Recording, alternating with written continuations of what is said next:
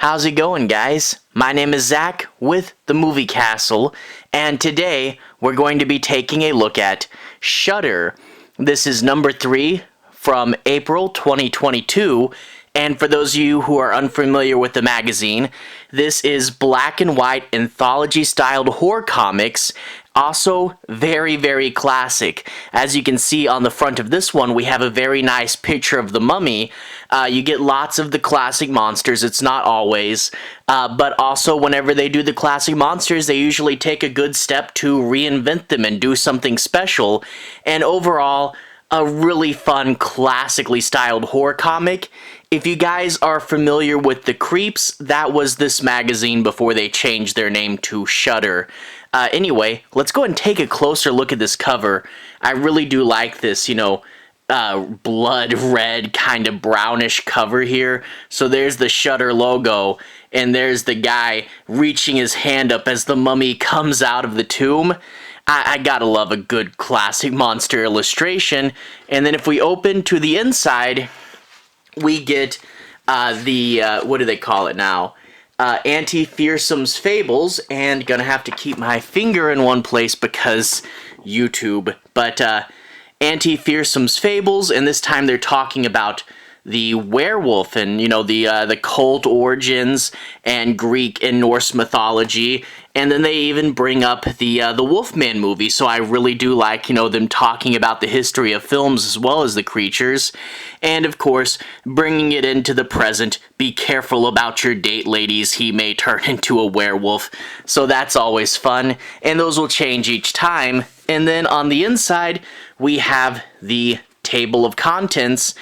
We see the Dear Aunt Shudder letter page, The Brethren, Dismember the Alamo, Lost Hearts, Tomb of the Mummy. That will be your story based on the cover there.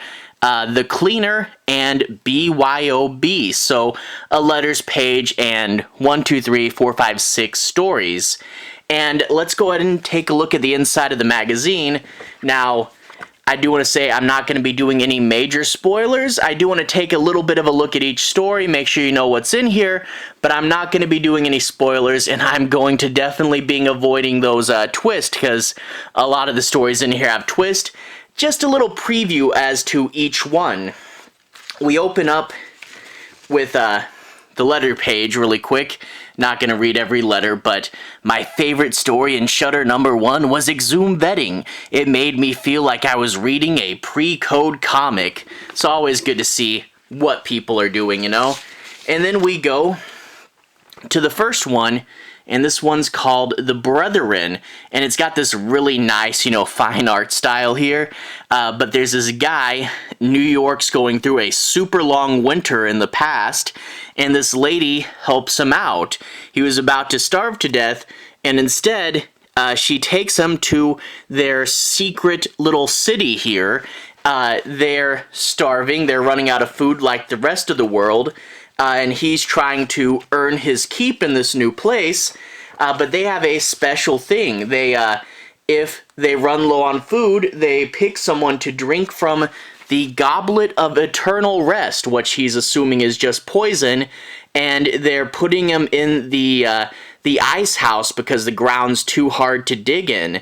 So yeah, sort of almost like a cult here, and he's trying to earn his place because, hey, this is the only place he can survive.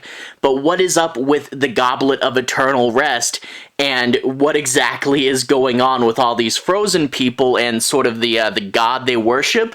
It's a cool little story, old school survival, and I'm guessing the really long-term freeze of New York might have been a real thing, so that's cool as well. Up next, Dismember the Alamo. I was kind of curious where they go with this one. I live in Texas right now, so I've heard the story of the Alamo, quite a bit in school especially.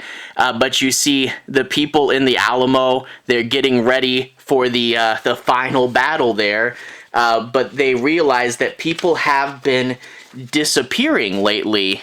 Before the fights, people have been disappearing, and this priest says it's a vampire, and he talks about the ship he came in on, and he recognized a man, and he realized, oh, that's that man who was supposed to have killed himself. He's a really bad guy. but he's on the ship and the captain says it's a vampire. So it's kind of the last days of the Alamo. Throw in a vampire into the mix. It's kind of weird. You see these nowadays, this sort of alternate history horror, you know, where it's like, hey, here's this historical event, but what if there was a horror element in it as well? Kind of like, you know, what was that, Abraham Lincoln Vampire Hunter, stuff like that.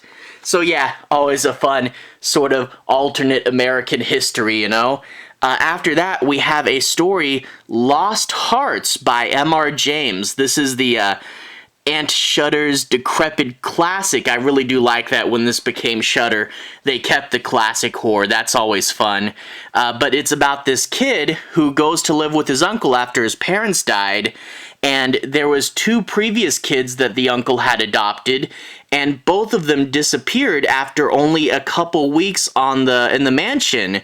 And after hearing about their disappearances, he has a dream where he looks into this locked, disused bathroom and sees a corpse in the bathtub with its heart ripped out. So, yeah, that's a major red flag there. So, you know, a cool old school haunted mansion story. I gotta love old school ghost and stuff like that. And I mean, that's a pretty cool drawing right there of that monster. But yeah, I gotta love old school classic stuff. This one does end on a little bit of a text dump, but I have a feeling that that was kind of unavoidable adapting old stories. You know, it's like, and then I found a letter and you try to translate that into comics and you're like, what the heck do I do with that? But still a really good story. And then we get the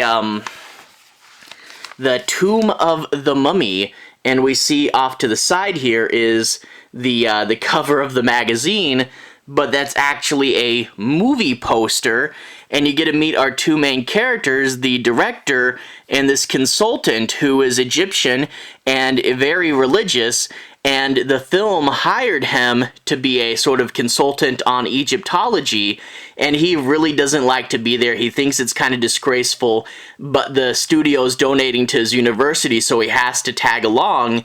And the guy goes on and on about the classic monsters and how he hates modern movies.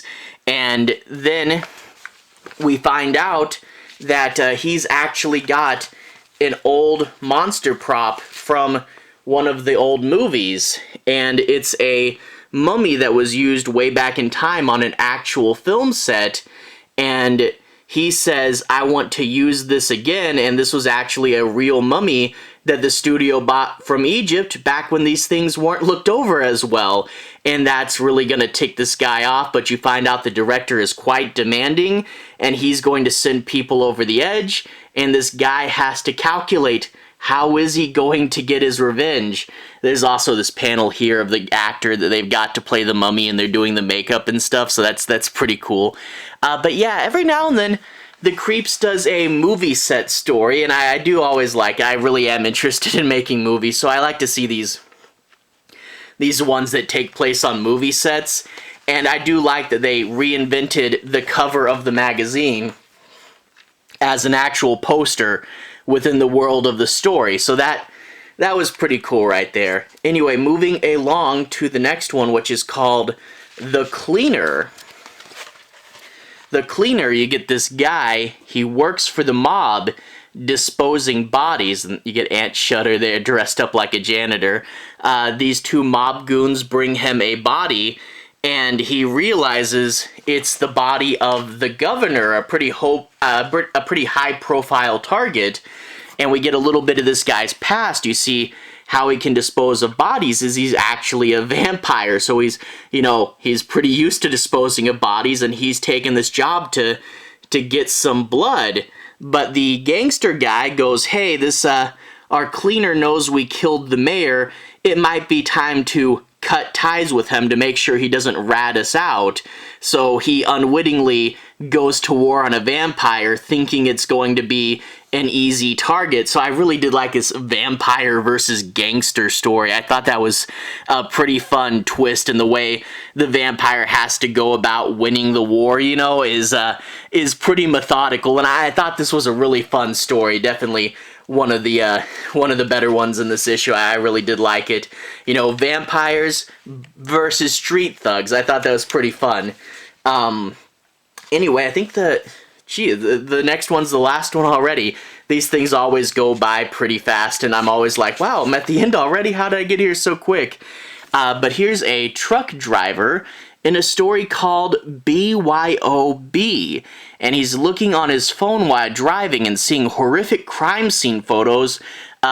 Pieces of dead bodies have been found around the city, and he goes to deliver to this one place, simply titled Byob, and he goes, wait a minute, how come I always give you just fixins and no meat? And he starts to wonder about it, and his boss goes, they pay us really well, don't ask any questions. But of course he has to uncover the mystery, and you have to find out what BYOB really stands for, which I do kind of like. It kind of reminded me of, did you ever see that old movie Chud, C-H-U-D, and the whole movie you're trying to figure out what Chud actually stands for? So I really did like that. Really quick, you know, what's going on in this place, solve the mystery. And yeah, I thought that was fun, and I did like, you know, the ending where you finally get the answer to what it is, you know? Anyway, a pretty good issue.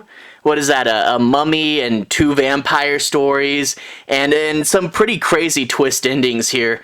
Overall, Shudder is good as always. If you like classically styled horror comics, there's some pretty good concepts, and like always, Shudder takes a moment to think about the concept just a little bit more and give it a little bit of a twist that we haven't seen before. And I do like that Shudder continuously does that. Shudder and the sister magazine Vampiress Carmilla, which is more comics if you want to read more after this, they always take classic concepts and just do a little bit more, and you never really know what you're going to get. Like I said, it's usually the classic monsters, but they could just suddenly pull any kind of story out of anywhere, and I really do like that element of, you know, a suspense and mystery, because you don't really know what exactly is going to happen.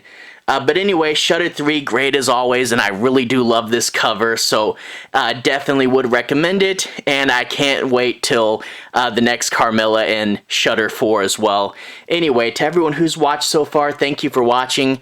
To everyone who's liked and subscribed, thank you. You really are helping the channel out. I'll leave a relevant playlist on the bottom.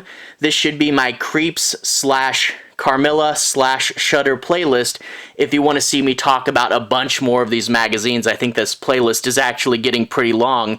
But anyway, have a good day. I'll see you guys again very, very soon. Relevant playlist on the bottom with me talking about more of these comics. Have a good day now.